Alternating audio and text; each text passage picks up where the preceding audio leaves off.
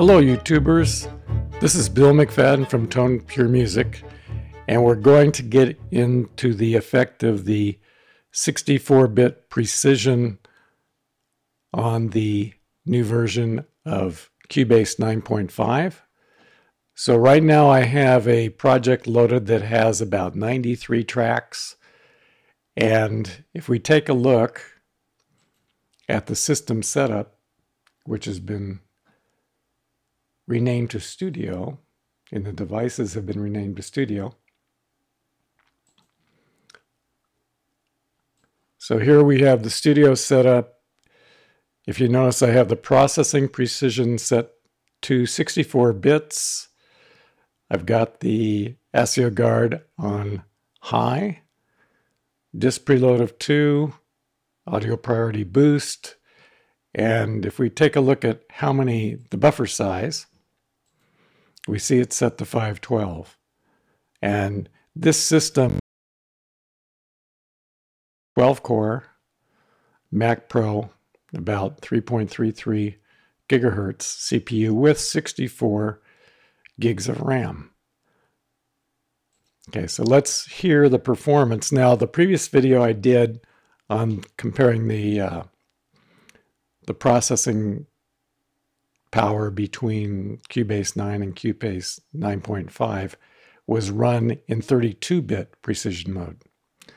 So let's go ahead and get started, and then I'll talk a little bit about the orchestration as we go along.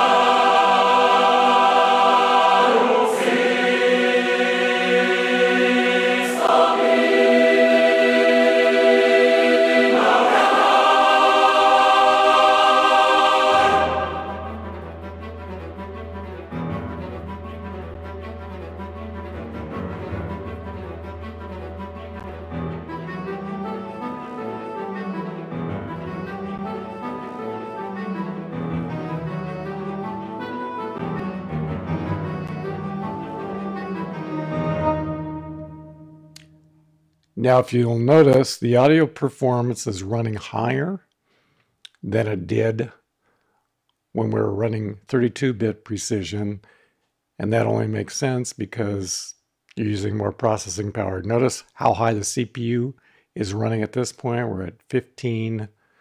Okay, now it's going down to 14, but it's running really high. Now, if at this point I go ahead and change the disk preload, let's go ahead and go back to the Studio.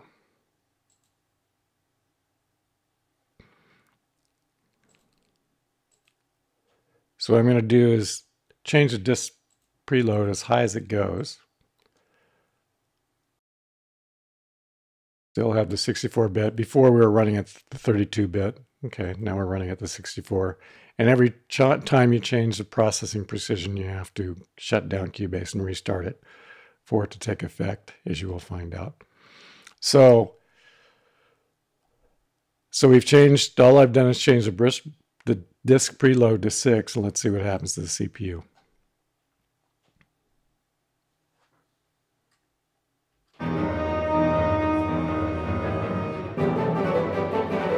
Notice it went down significantly lower.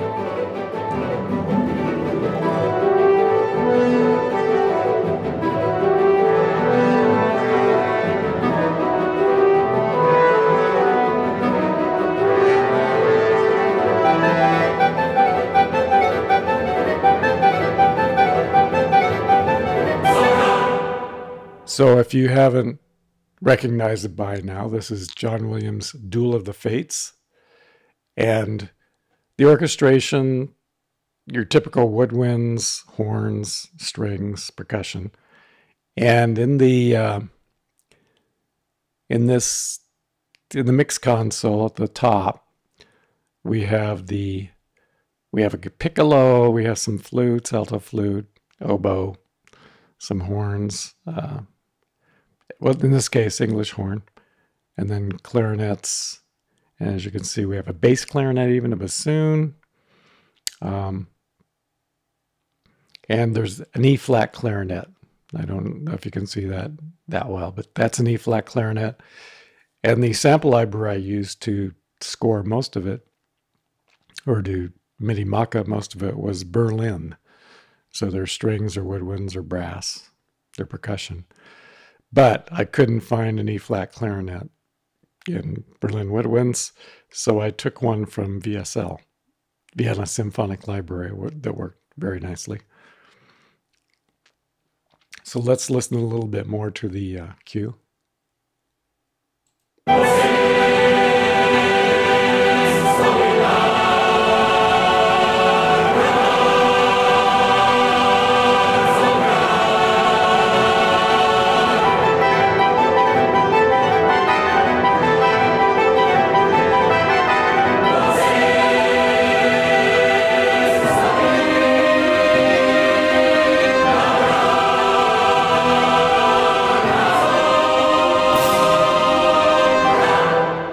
Now, if you'll notice, we have these woodwinds here, and then we have additional woodwinds down here. We actually have two different flutes.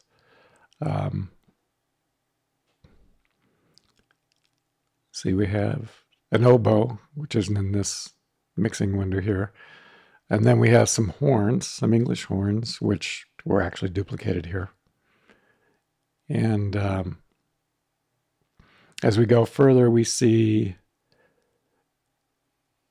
we actually have two bassoons. And then I also broke up the staccato articulations in the bassoons. And then going into the brass, we have trumpets.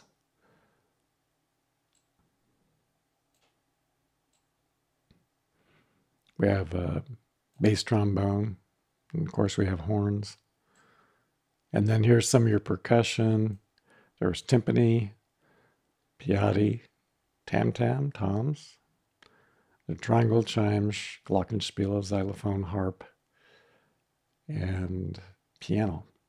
And then in the strings, you have your typical violins, viola.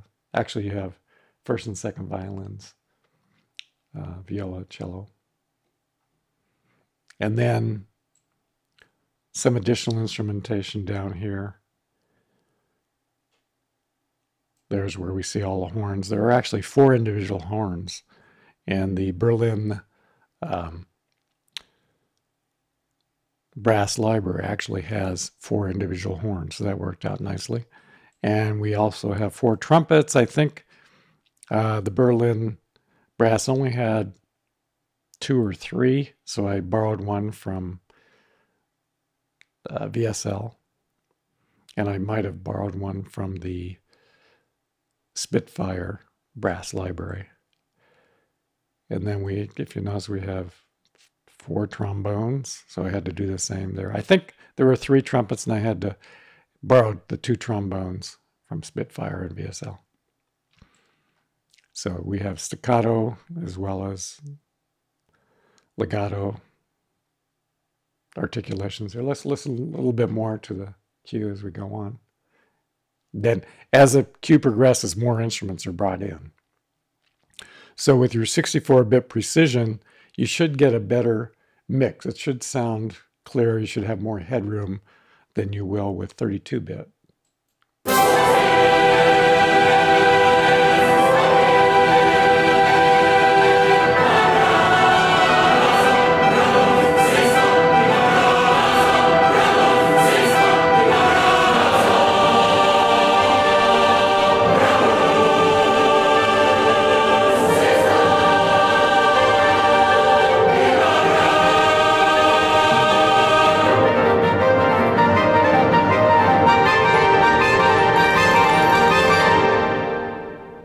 So that looks like the end of the cue. So if you have any more, I mean, the cue does continue, I guess, for another 5 or 6 pages. The way I actually developed the cue was I entered the notes in the John Williams score for 13 pages using Sibelius, which took quite a while. And once I had the Sibelius file, I exported the MIDI, and then I imported it into Cubase, and then I started setting up all the instruments. So if you have any questions, comments, please feel free. And if you found the video interesting, then please click like. And if you want to be notified of future upcoming videos, then please subscribe. And this is Bill McFadden from Tone Pure Music, signing off.